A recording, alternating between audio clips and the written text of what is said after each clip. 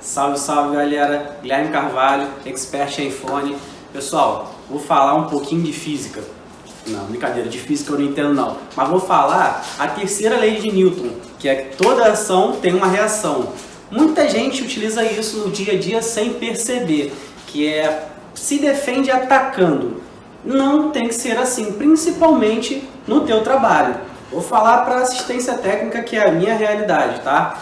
Gente, o cliente às vezes está com algum problema, ele vai lá, faz o serviço, realiza o serviço, sai feliz da vida, vai embora, usa o seu aparelho durante 1, 2, 3 meses que seja.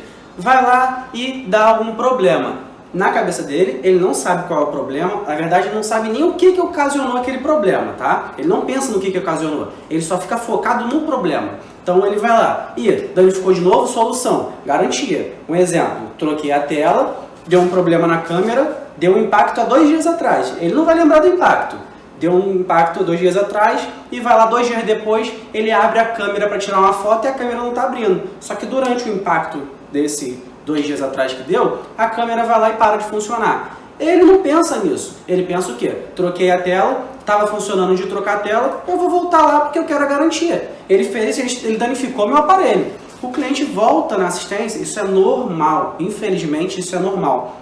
Você que tem outro segmento de prestação de serviços, quando você lida com um problema das pessoas, porque a pessoa te traz problema. Se você tem uma oficina mecânica, a pessoa está te levando um problema no carro dela. Se você tem uma assistência técnica, trabalha com iPhone, com celular que seja, ela está te levando um problema do celular dela. Então assim, a pessoa já está estressada, aquilo ali já acabou com o dia dela, ela tinha vários afazeres, ela pausou. Hoje em dia a pessoa não fica sem celular. Então, ela já chega estressada. Então ela acaba descontando, né? Infelizmente, no atendente, na primeira pessoa que ela vê na loja.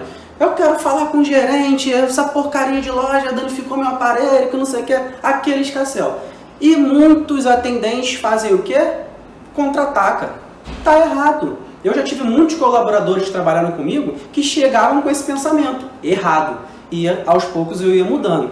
Vou contar um exemplo aqui que veio na minha cabeça agora, de um colaborador que trabalhou comigo. Eu estava na parte de cima no mezanino, na parte do laboratório, fazendo alguns serviços, algumas coisas, nem lembro se era serviço ou se era parte burocrática no dia, no momento. E lá de cima dava para poder escutar o atendimento, até porque a cliente chegou um pouco exaltada, né? E eu escutei ela falando que por acaso foi essa questão da câmera, né? Eu citei antes aqui. E ele deu um exemplo. Quando ele falou, eu saí correndo para poder falar, o cliente vai pular no pescoço dele. O que ele falou? Ele deu um exemplo básico que, no meu ponto de vista, foi até grosseiro. Mas meio que o óbvio tem que ser dito, porque o cliente ele é leigo, ele não entende nada. Então ele transformou aquela dificuldade, aquele bloqueio que o cliente tem dentro do aparelho, por uma coisa do dia a dia. Ele falou o seguinte para o cliente, ele contou uma história dizendo, nem sei se é verdade, eu vou até perguntar para ele depois, eu acredito que não, que foi só para o cliente entender, que a esposa dele estava com o carro, foi abastecer o carro, abasteceu.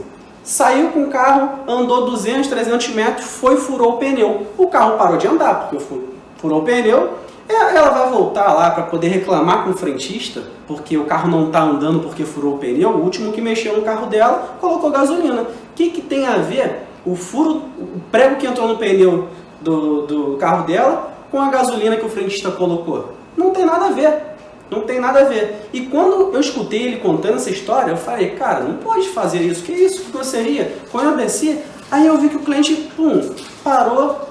Você tem razão. Realmente, eu não entendo. Você que entende. Então, deixa eu te escutar para poder a gente entrar num comum acordo. E aí, o cliente se acalmou, começou a explicar. Gente, primeira coisa que tem que ser feito, o cliente quer ser escutado. Você tem que cuidar do teu cliente. O cliente chega desesperado com vários outros problemas acarretando aquele no dia a dia dele e ele acaba se exaltando, ele acaba achando que a culpa é tua, mesmo você não tendo culpa. Então você não tem que sair gritando ou ignorar ou para de gritar na minha loja. Não, calma.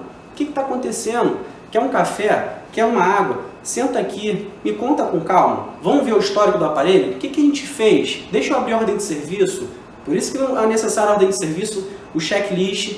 Nessa época, pior ainda, nem tinha checklist. Eu não tinha implantado ainda o checklist na loja e isso causava muitos problemas. Hoje em dia não causa mais. Com o checklist fica muito mais fácil você explicar para o cliente. É mais um ponto de segurança para o cliente e para o lojista. Então assim, você tem que manter a calma, ir lá, escutar o cliente, cuidar do teu cliente, tá? Hoje em dia falta isso, o cuidado. O pessoal está muito estressado. Então, cara, não vai se estressar junto, não vai ter esse retorno.